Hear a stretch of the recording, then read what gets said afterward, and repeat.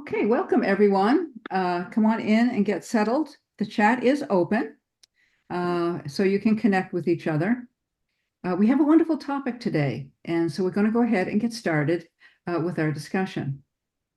I've been thinking a lot about how we live our lives in this changing world. The world has identified the masculine aligned story of heroism as the central story of life, and women have been delegated to roles of hero supporters of one kind or another. And that story is gradually being challenged because obviously it's not working. And we would not be having the problems we're having if, in fact, it was a workable narrative. As Joanna Macy has said, the most remarkable feature of this historical moment on Earth is not that we're on the way to destroying the world. We have actually been on the way for quite a while. And I think that's, as I've gotten older, that's become very apparent to me. It's that we're beginning to wake up from a millennia-long sleep to a whole new relationship to our world, to ourselves, and to each other. Author Carol Sanford calls this the non-heroic path. It comes from learning how to live our lives and play our roles in ways that are designed to create change. It is slow, it is steady, cumulative and powerful, like water shaping rock. I love that phrase, water shaping rock. It is so human scaled, and a human scaled way to live. It depends on coming to know ourselves, understanding how our minds work, and learning to shape and direct creative energies. Non-heroism happens in everyday life with all of the imperfections and incompleteness that are simply part of being human. And I love that it makes it acceptable for us to live that way. I do think we need a better phrase than non-heroic. We are moving into a different way of living and have to discover a new way to live a new story. And who knows more about that than our childless women and our amazing queens? So today we're asking, what does it mean to live your own story, and what does living your own story look like for a mature queen? Joining us today, starting with the UK, our sponsor, Stephanie Phillips. She's the founder of numerous childless support groups and is renowned for creating World Childless Week, which will inspire us again beginning on September 16th. Stephanie is the winner of the 2023 BBC Together Award. We're fortunate that she's able to join us today despite her illness, and we would not be here without her support, for which I'm deeply grateful. Bindi Shah, one of the World Childless Week's People's Champions this year, congratulations, is well known in the Childless Not by Choice community. She's a meditation guide, writer, with a deep knowledge about healing through her studies of yoga, meditation, and Ayurveda, something that I love. There are layered reasons for her childlessness, with health and adenomyosis. Thank you, playing a big part. Her work revolves around empowering and supporting others on similar paths. She wants childless, not by choice women to feel comfortable as they meditate and to be with others who understand their story. And joining us very graciously from Melbourne in Australia, 4 o'clock in the morning, Ann Altamore. She's the founder and owner of Life After IVF Counseling, Psychotherapy, and Coaching. Life After IVF was founded to provide a safe healing space for all like her who have disembarked the fertility treatment roller coaster without a baby. She is a postgraduate degree qualified counselor, holding a master's in counseling and psychotherapy. She supports people living with infertility, childlessness, and all forms of pregnancy and baby loss. Ann's experience also includes working with diverse communities, including the LGBTQIA+ community. And now for North America, from Canada, Catherine Emmanuel Delisle, our winner of the Creative Tiara Award, a longtime member of the Childless Not by Choice world. She's been speaking out about childlessness from Quebec and Canada and also in France for over a decade through her blog, Femmes Sans Enfants. She's a therapist for relationship assistance and a World Childless Week ambassador also.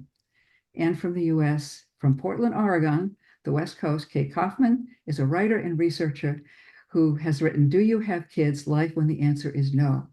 She is fascinated by those who don't have children, how they craft their lives. She's been creative in crafting her own life outside motherhood, from life in the corporate world to sheep farming, which I think is interesting, and to author. Kate has developed considerable knowledge from more than a decade of research and hundreds of interviews with childless women of all ages. She's exceptionally knowledgeable about living as a childless person. And I am also from North America. I've been part of the Childless Collective for over a decade. I host a group for sensitive women there. I'm the founder of Sensitive Evolution, Magic of Joy, and I am a World Childless Week ambassador also. And you can get more information about our amazing panelists on the World Childless Week website, and I encourage you to do so. So now let's get started with our conversation. Today's topic is, what does it mean to live your own story, and what does living your own story look like for a more mature queen?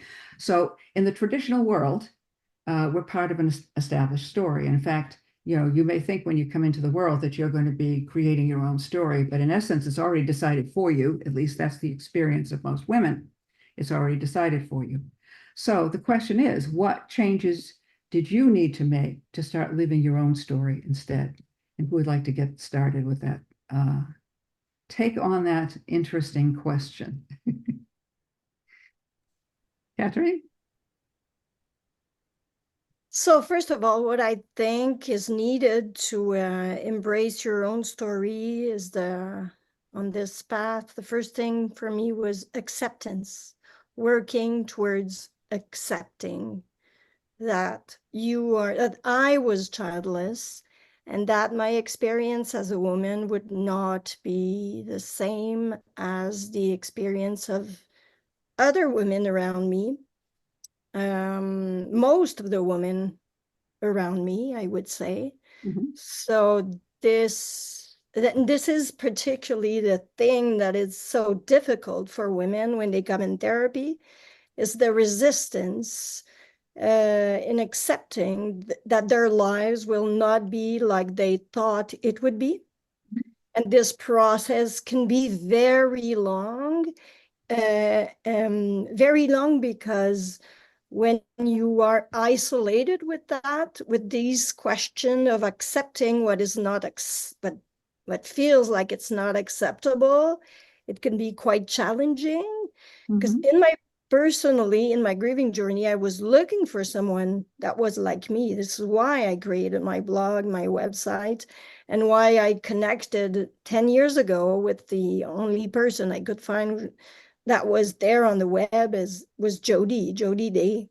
So it comes to, so if I just do a wrap about what I'm just saying, is that acceptance of the situation, of this experience of being childless, is key to have access to the rest of your life that is not less than, but as this is just a different path that we're going on. But it is very challenging, actually, to walk that first step towards acceptance. Did everyone else have that experience too? 100%. Yeah. I think it's the hardest thing to do, because so many of us don't even realize we're grieving for the life that we dreamt of. And it's like you say, when you reach out and find somebody else and they actually go, yeah, you're grieving, do you realize that's what it is? And that's why you've got this mixed bundle of emotions, and working your way through them isn't something that just takes a few weeks or a few days. It can be months, it can be years, it can be lifelong. And it's finding the acceptance of how you accept yourself in a future you didn't envision, and realizing it's going to be completely different, but it can actually be a really good different. It can be a really fulfilling different. But until you walk through that acceptance, and by acceptance, I don't think it's a case of, I think everyone will agree with me, like Catherine, it's like, it's not accepting, that's it, I'm childless, to get on with life. It's accepting you can't change the situation. Yeah, exactly. Not that you'll get over the grief, not that you're dismissing that you wanted that. It's just accepting your life is different, and what you've got can be good. And it's not always easy to do that, because there's always those pitfalls when you stumble and something hits you and you, oh my God, wipe away the tears, or just, go into a cocoon for a while, whatever it is you need to do. But finding acceptance means you can actually start to live your life again, rather than just plodding through it sometimes, which I think when you're grieving, you're breathing, you're eating, you're doing what you need to do, but you're not necessarily living.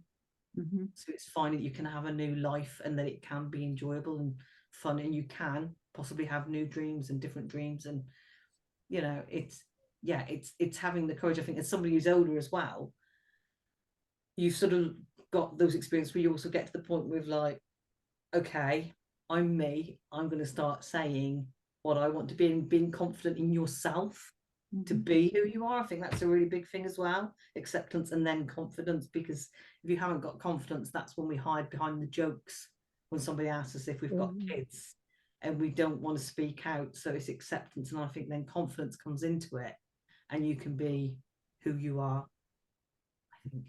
Yeah, and Yeah. to me, it seems to me like, it's almost like being dropped off a cliff, because whatever the social conversation and the social connections and bonds, they're made around this traditional story, and so, you can accept it, and then you can, maybe find some new interests or whatever. How do you go about finding something to belong to if what the world belongs to is pronatalism? Yeah. You know what I mean? Because it's one of the things I keep coming back to, and it's been bothering me for a long time, is that one of the most important things we do as humans is create something worth being a part of. And it seems like for childless women, that may be something that, we don't necessarily have access to. I was wondering if that's ever been a part of your, change to, developing a new story. I think that acceptance piece is really big. And also the other thing that I really find a lot of is having a meaningful life, whatever that means, moving into a different type of purpose, different way of living, accepting that, yes, things are different, but being different or having a different kind of life doesn't necessarily mean that it's not going to be meaningful. Yes, having children would have been extremely meaningful, but this way of life can also be, there can be a purpose, there can be things that you bring in. And I always talk about the small things as well, like the small joys or the glimmers of things coming in to allow the days to flow. So it might not necessarily be that there's going to be a big purpose of life, but there's still going to be those small joys of life, and allowing life then to flow, and being open also to seeing what comes in as well. Yeah. Interesting. Really interesting hearing everyone talk about acceptance, because, I was a little rebel. And so I spent a lot of my life trying to defy stereotypes. The one stereotype I never, ever thought I would not follow was the whole thing about, having a family, being a mum, being a grandmother, all the rest of it. So acceptance has been a huge part of that. Like, my life is a little bit different to what I thought it was going to be, but as Bindi says, it can still be beautiful. And I think one of the biggest challenges I had with the whole acceptance of being childless, not by choice, is where do I belong? Because, everywhere and, culturally, there's an expectation that you're going to be part of this big extended family. So that whole sense of where do I belong? Where do I fit in? I've spent so many years defying stereotypes to not belong, and now I actually don't belong.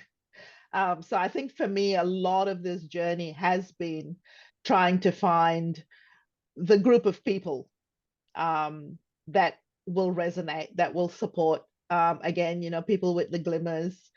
And again, a lot of it for me also was accepting that I'm going to have to let go of a lot of things. Whether it's friendships, whether it's dreams, grieving secondary losses. Yeah, so that's been quite an interesting mix of, I guess, emotions and values that have to be kind of thought about and reworked. Well, it's interesting because at this particular point in time in history, I mean, women have had to defy stereotypes to move out into the world, and take their place in the work world And that's actually, you know, over the past 50 years or so, that's a fairly recent thing. And so, yeah, we did have to defy stereotypes. And yet we have these stereotypes that, you know, are really also part of our connection to the rest of the human family. So it's kind of an interesting thing. I'm glad you raised that because, yeah, I know that I did not plan to, you know, go along with any of the stereotypes. I just found them really damaging. I didn't like the dependency. And I saw what it did to women to be dependent. And so that was a big thing. And for my generation, it's a big thing to get away from the dependency. But at the same time, we still need to connect and we want to connect. And so I think it is quite challenging to navigate the various losses because I think you do lose when you go away from the traditional model. And you can, there's so many different kinds of losses that go with that because a lot of women who are still in the pronatal world, you know, as many people have written about and talked about, they don't necessarily support women who have moved out of it. So navigating that and your belonging, I think that's a big part of this journey. And I don't know that it's so easy to find belonging when you're childless. I was wondering how each of you have navigated the issue of belonging. Let me chime in before we shift over to that, just from the standpoint of how do we know that we're moving towards acceptance and through the grief. And in my personal life, it was like, you know, when you read a book and you're like, oh, come on, can we move on in the story? And it starts to have this tension. It's had this tension for me, like, okay, I've been living in this. I've been submerged in it. I've been fearful, filled with shame, filled with envy, filled with less than, all of that. And I'm starting to get this jitteriness that I got to do something else. And I think that's that golden moment when we don't know what we're doing. That means we're in the middle of transition, but we don't know what it looks like. And this kind of conversation is what fills that blank and says, hey, there's all these possibilities. I already know where I'm sitting right now. So I can accept where I'm sitting right now, but let me go mess around with the idea, like someone talked about friendships. Some friendships are really hard to sit with. And if a friendship can't accept you as you are, I mean, it's just, it's too high of a price to pay. And you don't belong, and you know you don't belong. And sometimes that happens in family systems. We just don't belong in our family systems in the same way, but we sure do belong in this system. That's true. Yeah. And something else, before we opt to the subject of belonging, I wanted to address the subject of resisting. Okay. Resisting acceptance is very, very common and present in our journey of grieving motherhood. And how do we manage that? And how do we help as therapists or clients just to accept the fact that they will resist to do the grieving process? And it's part of the journey. It's not bad to resist. It's just part of the journey, because resisting to suffering is also human. So it's scary to let suffering take the whole space in your heart. But it's also part of this journey of grief. Grieving motherhood is having to manage this resistance to change, this resisting to letting go of the dream. And it's a very huge part of our grieving process. And I think it's important to name it, because if I use a metaphor, if you're a rock in the water, you don't resist the water coming over you. It's part of life. It's just part of your journey, but still it's hard. So I just wanted to bring that also, because it's a very important part of the process of accepting, and part of the process also of trying to find how you belong. Or is it how you belong? Is it who you belong? Is it where you belong? Or is it a bit of all these type of belonging. Mm-hmm. So I think we have to find to whom we belong, to where do we feel the most ourselves also. So these are important things to be thinking about when we, I think when we talk about belonging. I don't know how you feel about that, ladies, but I think it's very important to think about that.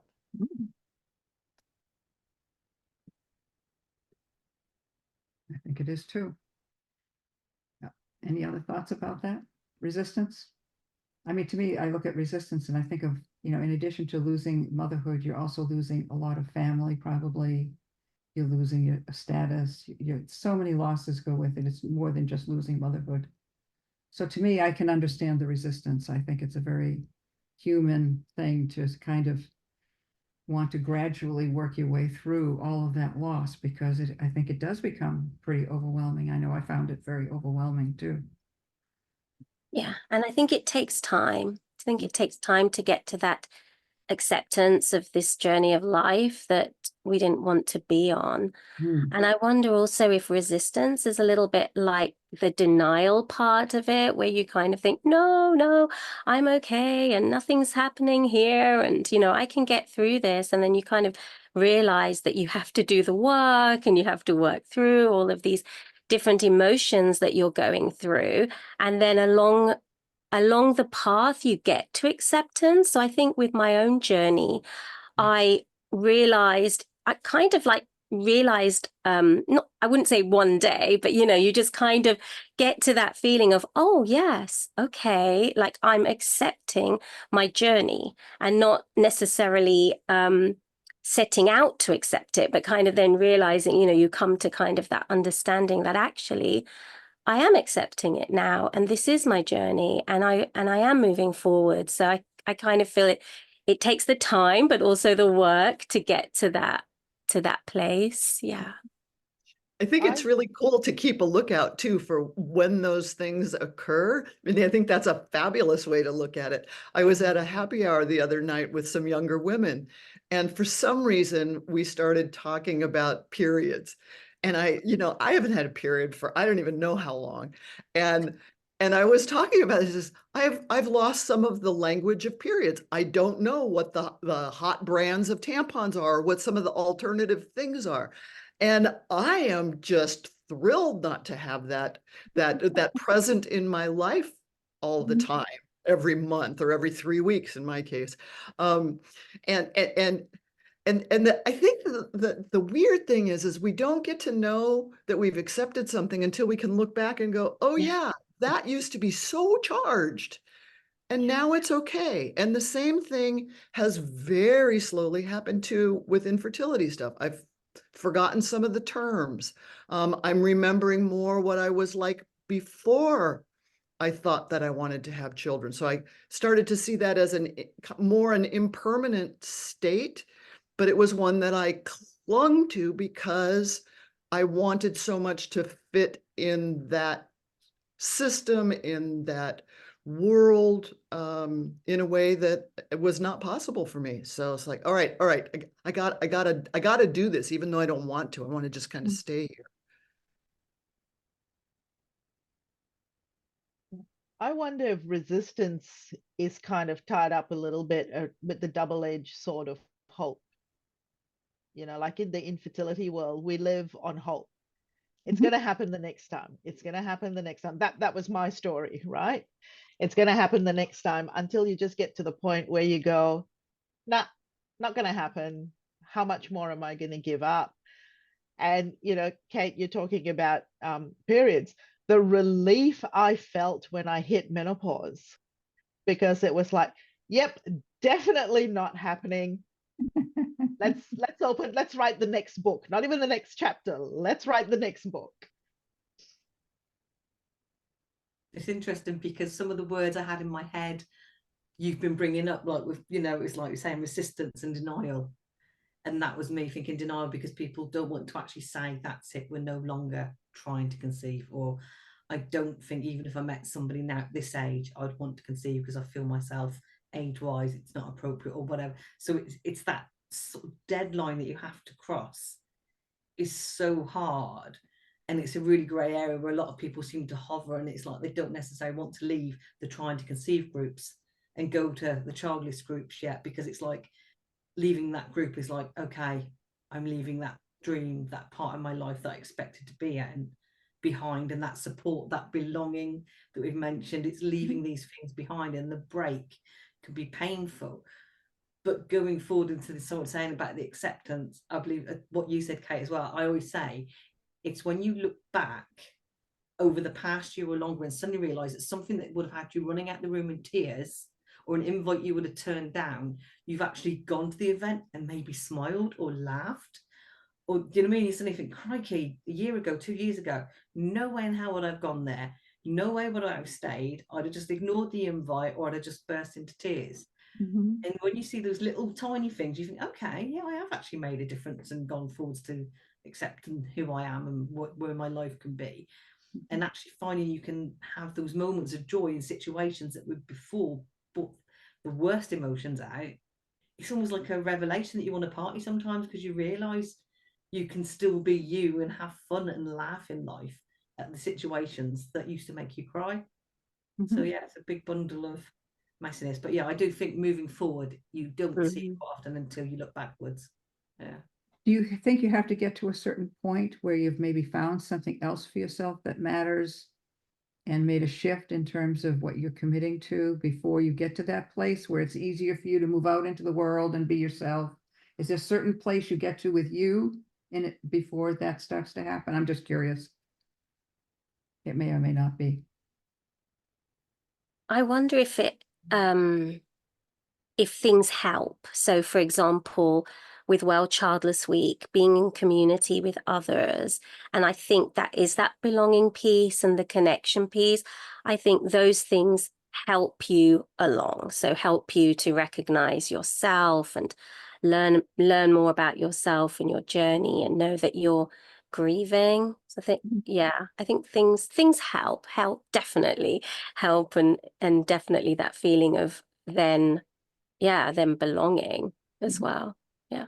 I totally agree. And I wanted to mention, if you're here today listening to us, you're already trying to stop resisting, and you're walking through acceptance. And I just had to say that, because it's as, all these small steps are part of your journey, and don't underestimate the fact that you're here today with us. It's just, it's an important other step in your journey. So I just felt like it's very important to salute your present, and thank you for being there.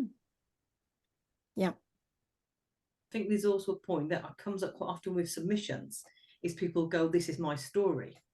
And then I'll send back and say, actually, I'm going to put this on moving forwards. And they're like, why? And I'm like, look at your last sentence. You might be saying something, but come the end, you talk about hope and promise and happiness or something. And then they'll come back to me and go, oh my God, yeah, it does fit there. So sometimes you don't actually realize you're taking those steps until somebody else points them out to you as well. So it's almost like, yeah, sit back, reflect on yourself a little bit, and you might actually see those little sparks or glimmers coming forward, as to help you along. And to the question about, do you have to have the thing that you're doing? I think that's, I mean, if you do, cool, that's wonderful. Say, hey, I'm going to start becoming a figure drawer or something like that. But I think a lot of us, it's like, we got to try stuff. And so it's just giving the license to go and experiment, and then discovering, oh, I kind of like this, I kind of like that, I can blend that together. And something I didn't get was part of the grieving that I went through was the grieving for the life that was clearly defined and almost like a template. And now I had this open space that I didn't know for sure how to fill. So there's a vastness, but then there's also, we have license to go try different things.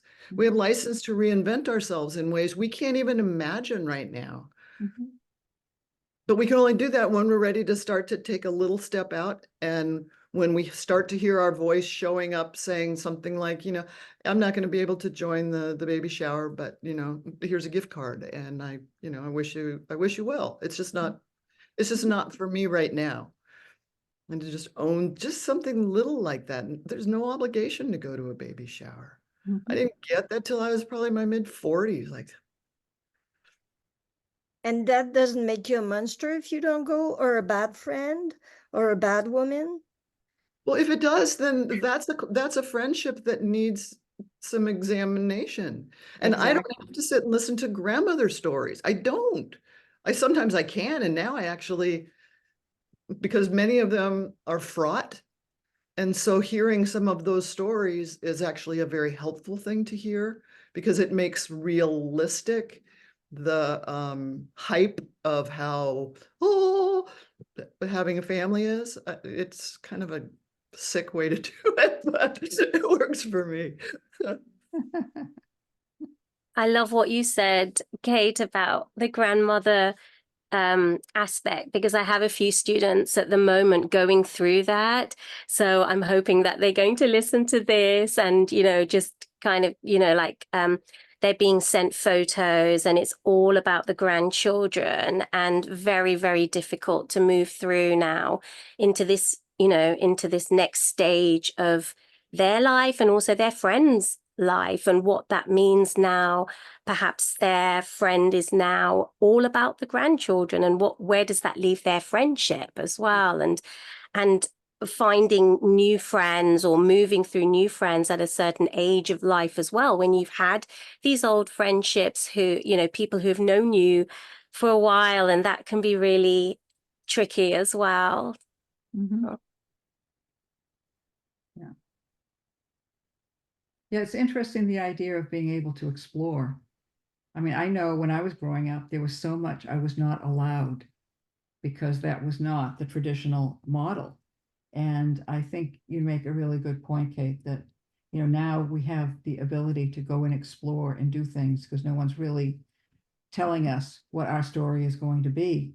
And we do get to define that for ourselves. And I think, it does take you back to who is that person before you thought you were going to become a mother and follow that traditional path. And I think that's an interesting journey in and of itself. Who is that young girl, that young woman, and what were her dreams? And sometimes you're not even allowed to have dreams, so you may even have to spend some time trying to discover, what really is my dream, and that then will become your new story. So, One of the turbocharges for doing that is, one of the wonders of all of us doing all this work is there's always someone you can plug into who's a little bit or a lot older than you are. I'm very close to a woman who just turned 90, and she was hugely instrumental. She was with me at a retreat thing the first time I ever spoke out about what it meant to not have kids. And she's like, I don't have kids. She was child-free.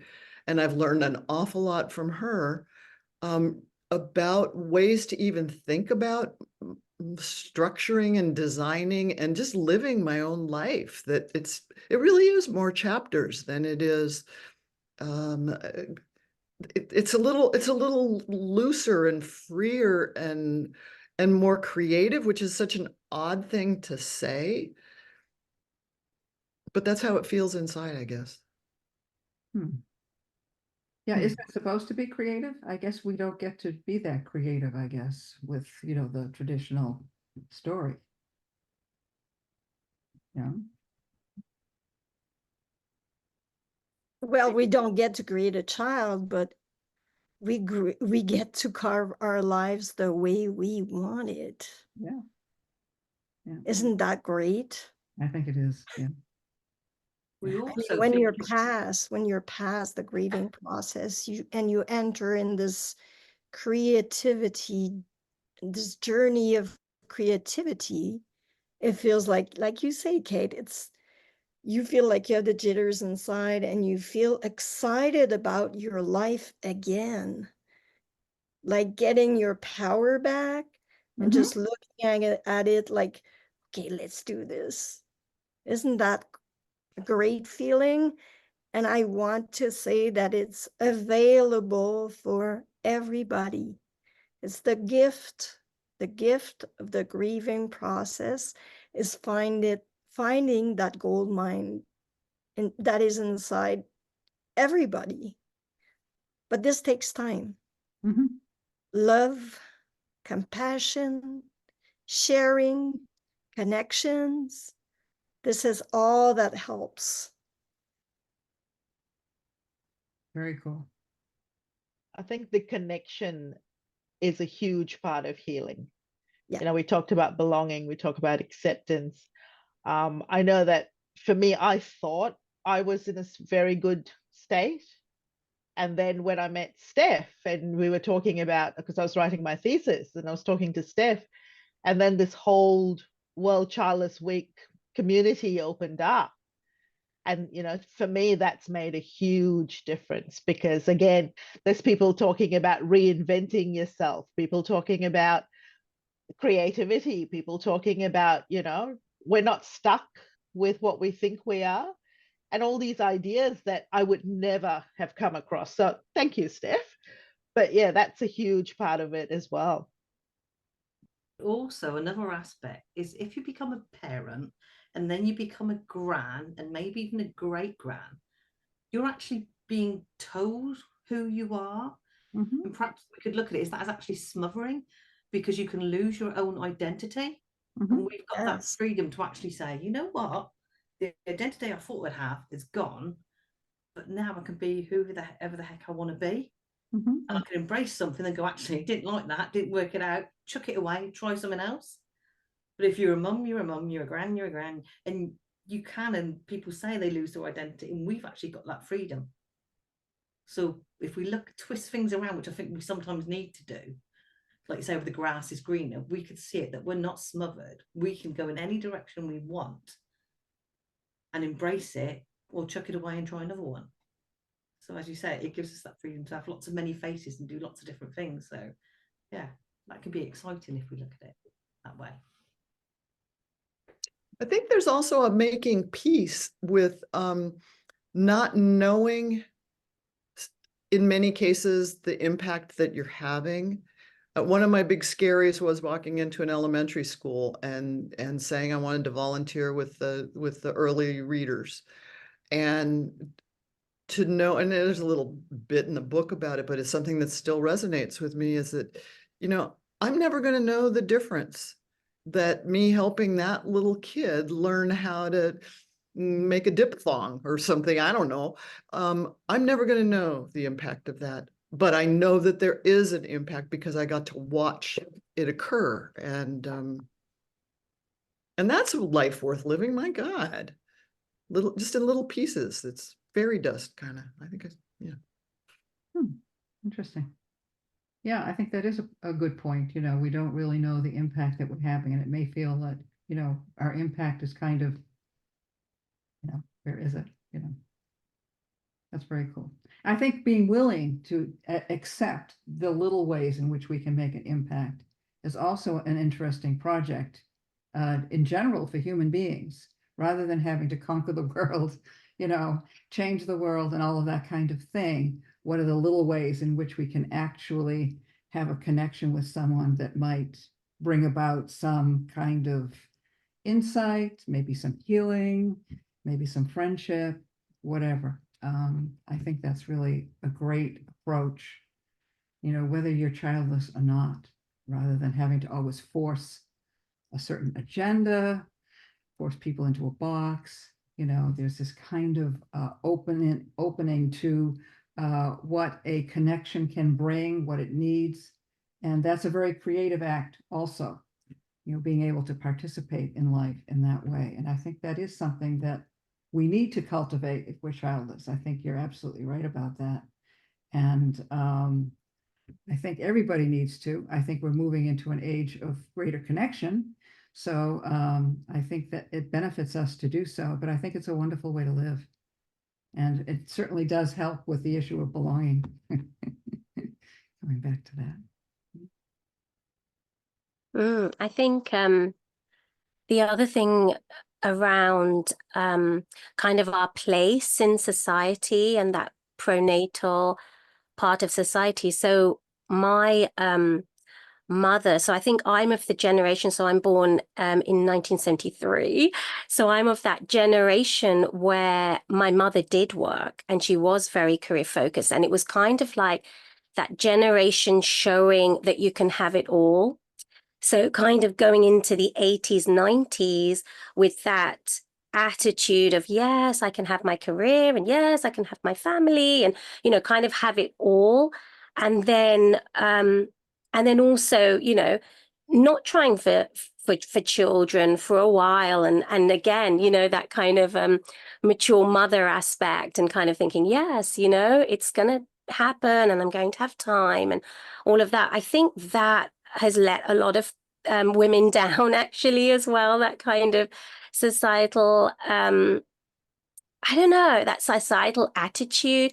And at the same time, I really feel that yes, there is more to life for us, definitely. And it's like we don't have to necessarily have it all. Like that was the kind of I don't know, like the goal in a way, you know, have everything. And it's kind of like now the goal is more around the creativity or more around the simple way of life in a way. So it's just, you know, we've gone from have it all to like, okay, we kind of want it quiet and a little bit simple. It was really funny yesterday with this whole global outage that we had yesterday, and my own internet was off, and I was just like, oh my goodness, how am I going to do this call today? But in a way, it was so interesting that how how far that we've come now where a day of no internet I was like, oh my goodness, what to do? Rather than, I mean, in the end, I did embrace it. I had a long walk and, you know, I did think, okay, offline time, but it's just, I feel sometimes that these things that we go through, like the different eras of life, the different ages of life, and they give us something, they give us some things which are better, but also we lose things along the way. And isn't that our whole childless journey? Like, you know, gaining something, but losing something else. And yeah. That's true. I know from my early years, a lot of women went to work because of our new divorce laws, at least here in the United States. And women were being left with children and no income because we didn't have child support. So that's where a lot of that came from. And I do also think that, you know, in the last century, you know, 80s and all, it wasn't as frenetic, it wasn't as high tech. The pressure wasn't as great in terms of work the way it is today. I mean, you really have to be almost a productivity fiend in some of these corporate environments. I mean, they're really working you to death. And so I think it was a very different climate there, that there may have been a greater sense of possibility for women to be able to work and to have a family. And as time has gone on, I think in a lot of ways, you know, it's no longer possible unless you're very skilled or very supported to maybe have both and have it work well. But yeah, it has been quite a journey from the time when women started moving out into the world and working to where we are now. And yeah, also another story. Yeah. Yeah, I agree with you about going simple. I mean, I'm simplifying all the time. Yeah. Yeah. So what have you found most enjoyable about this changing story that you're living? Is there something in particular that you think is, wow, I am so glad that even though I didn't enjoy this journey, that this has happened and what it has brought me? Is there anything in particular that you would say, wow, I'm so grateful for this?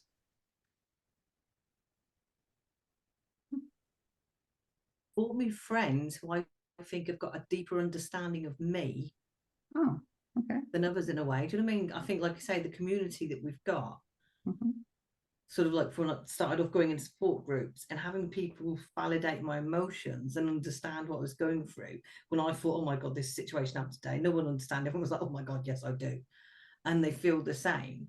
So your friendships very quickly develop on a really deep level, which I think you don't necessarily do so easily, just meeting somebody for the first time and talking to them. So I think the friendships that I've had, some that still are there and some that have gone, and it's like you keep meeting people at different stages, like you say, of where you are on the childhood sort of journey. But the connection you can have can be a lot quicker because we've got that understanding behind us. You know what I mean? It could be that one of us is childless because we tried to conceive, went through IVF, but nothing happened. The other one could be childless because they never met a person. But you've still got that grief there for the same reason. So I think friendships are deeper and more sort of, yeah, there's this special link there, I think, with a childless friend that you don't necessarily get with somebody who's a mum. And I'm not saying those friendships aren't fantastic as well, but I think the connections can be really strong. Because people understand that deeper pain that you had. Yeah. And a lot of friendships, that any pain that you have, you can't really talk about it because it's not really welcome. Yeah. Yeah. So it's always going to be a part of the conversation in the childless world. And even if it's not, you don't need to bring it up. Like you say, you know, you can go have a conversation and it's going to be a safe conversation or a fun conversation, or you can go down every avenue, but you're going to understand each other. So yeah, you've got those triggers there as well, perhaps. Cool. I'm at a new phase in my life when I'm really enjoying being like a decoder ring. I have my ears out for when people, you know, throw a bingo or whatever. And it's like, you know, are you okay if we talk a little bit about that? Because that's a really charged thing you just said. If you're open to it, I'd love to talk to you about it. And I'm pleasantly surprised at how frequently, just by launching it like that, I get to have some awesome conversations. Like, oh, I never thought about it like that. Oh, and then conversely, it's like, oh, you know, someone in my book group were like, I'm really sorry that when my child was nursing, I nursed her in front of you at book group. Like, I understand a kid needs to be fed if that's the way it happened.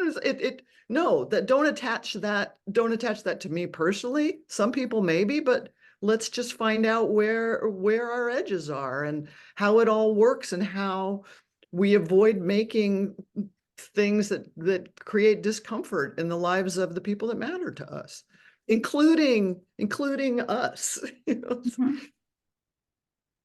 Interesting.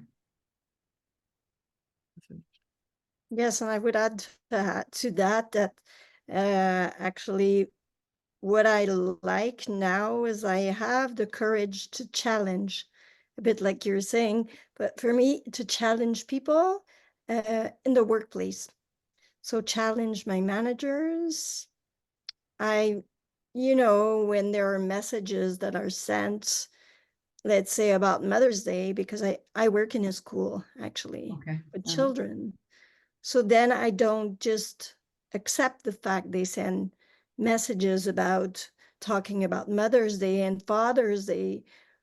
I just say, well, you know, this is not totally inclusive. Let me show you how you can send those, but just add a little touch to it, just to say, and you know what, by the way, if you're not a mom, we still think about you. And I know I'm disturbing. I know it. They don't like it. They don't like it. I know I'm kind of a troublemaker, but frankly, I don't care. I don't care. And also kind of teaching to my clients how to do that, like to stand up for themselves in the workplace. It is very empowering to just let them know how important it is to do it, of course, when they feel ready. But I think it is going to happen more and more. Women standing up for themselves in the workplace, and men also. And so I think for me, it's where I'm at right now. Like I'm finding this courage to step up for myself, but for all childless women. That's excellent. There was a time when you would not have this inundation of motherhood, fatherhood discussion in the workplace. It was just very separate, family and work. And I'm not sure it's such a wonderful thing that we have allowed motherhood to sort of take over the workplace conversations, because it really does push out people who may be different. And it makes the motherhood connection be the conversation. And there are so many other different ways we can connect. As you were saying, Kate, there's all sorts of different ways in which we can talk about our edges. And, you know, that those kinds of conversations then probably are getting pushed aside, and it doesn't make for great teamwork. You want to have great teamwork. You have to create the conditions for great teamwork, and allowing one aspect of life, motherhood, to kind of dominate the social space is not healthy for teamwork. And we have the responsibility, if we feel like it, to teach it, Yeah. to bring it as an inclusivity aspect in the workplace, because I don't think the siders see it right now, and it really needs to be addressed slowly but surely. Yeah, and once you've gotten through the losses, then it almost feels like you have very little to lose by talking about it in a way. So that's one of the benefit of getting through these losses.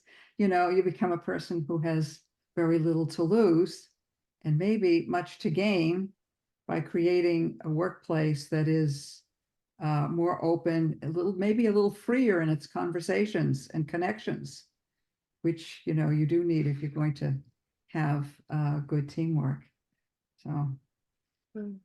So for me, my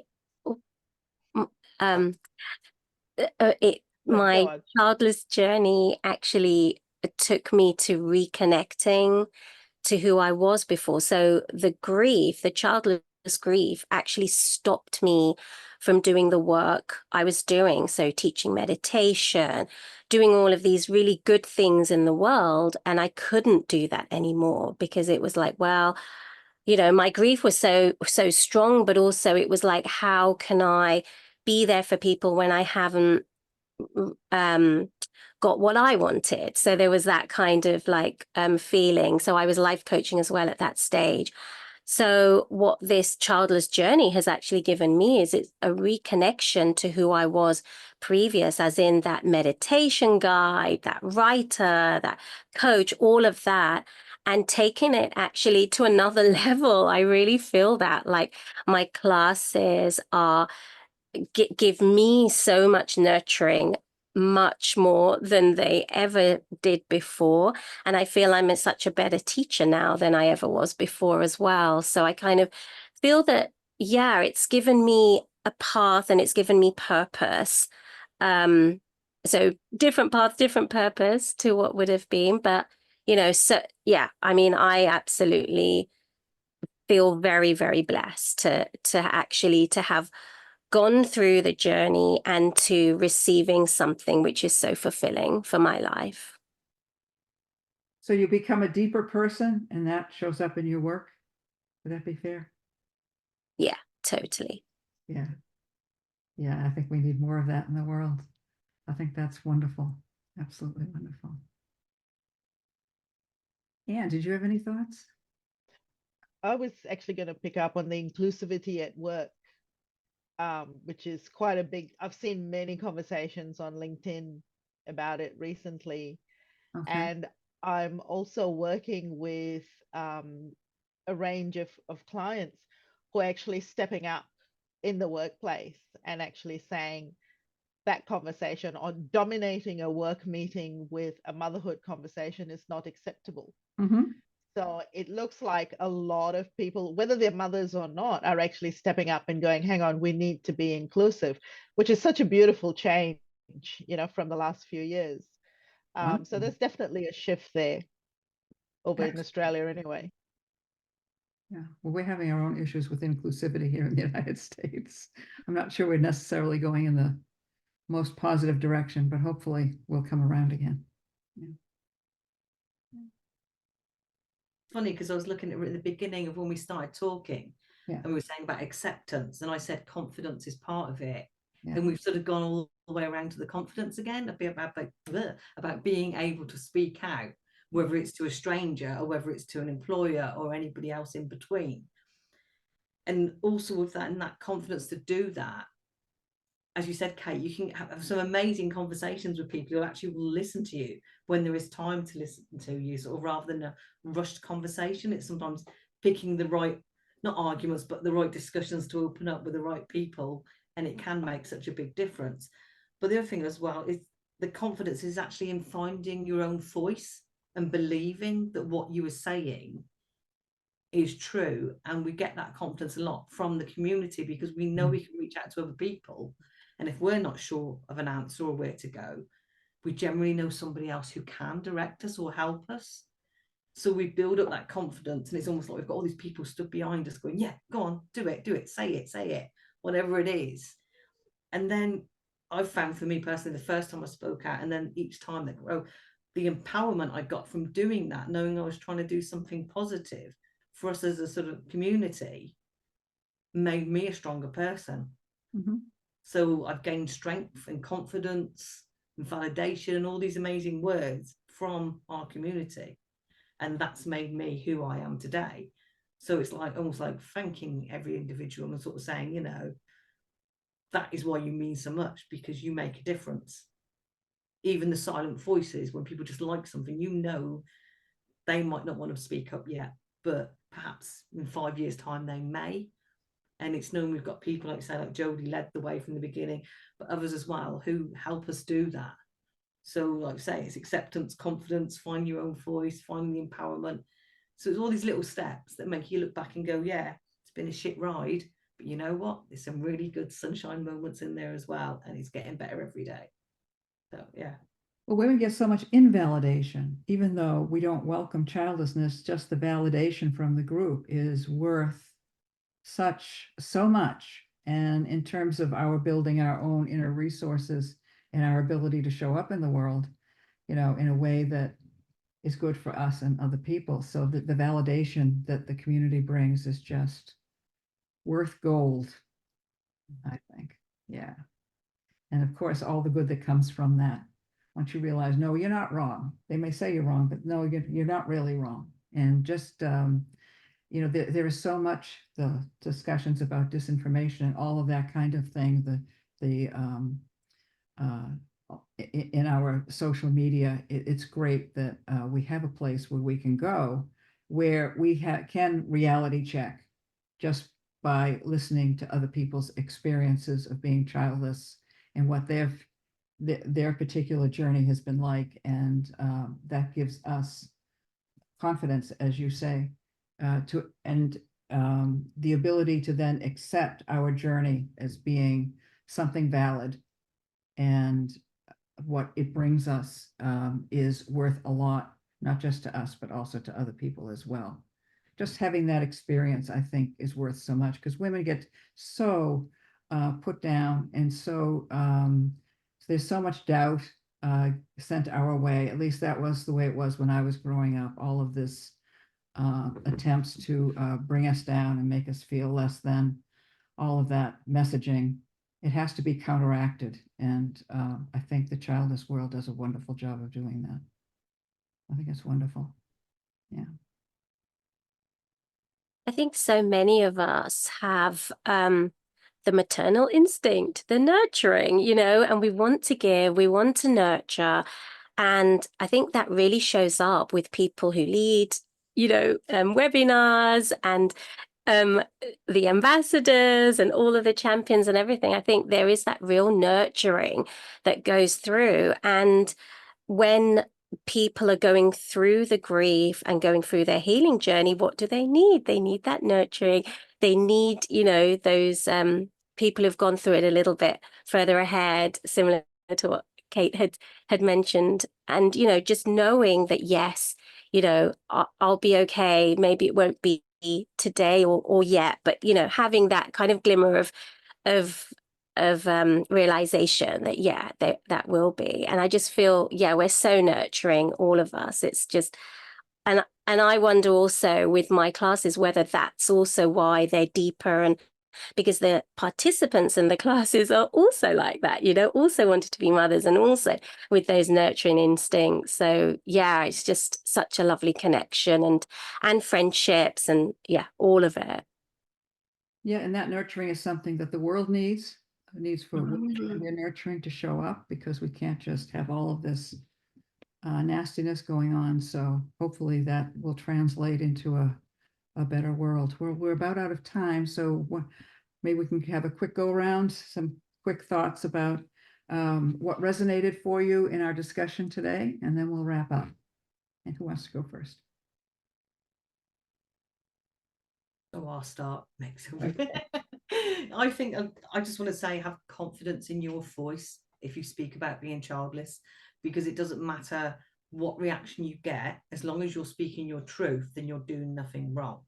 And there might be, it could be two people in the room, one's just saying what you're saying is rubbish, they don't agree with it, blah blah blah. The other one might be silent. You don't know if that silent person is childless and listening, or if it's a room of 30 people and you still get those barriers, but there could be one person, 2, 3, 4 at the back of the room who are listening, going, actually, I'm taking in what you said and I'm going to do some research online. And then they find the community. So have confidence in what you say, because us lot are behind your back. As I said earlier, we believe in every individual in our community. You know, our voices are strong. We're telling the truth. People might not like it, but you know what? When they listen, it feels good. It does feel good. Yeah. Anyone else? I'm struck with the level of progress.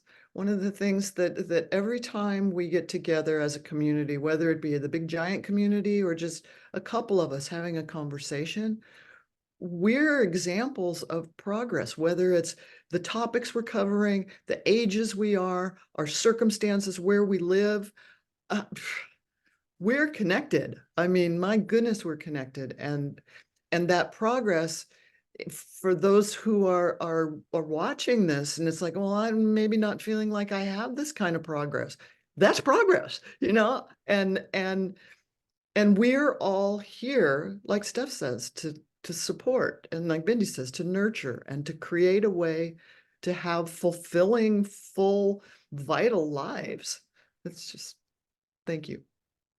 Pleasure being here. Anyone else? Personally, I would like to add the fact that maybe life has robbed the chance for you to be a mom, but what life hasn't taken out or away from you is your ability to love and to give love. So this cannot be robbed actually from you.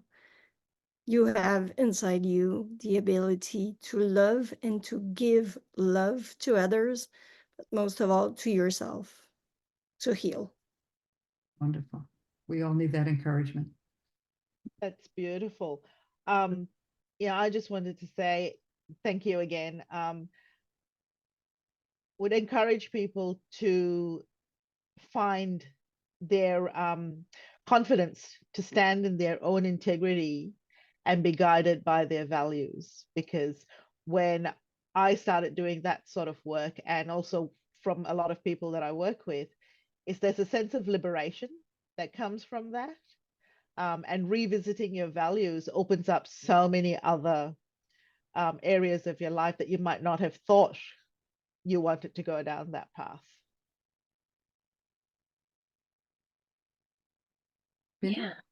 Yeah, I want to say thank you to everyone here and all the wisdom that really we bring into this community of ours.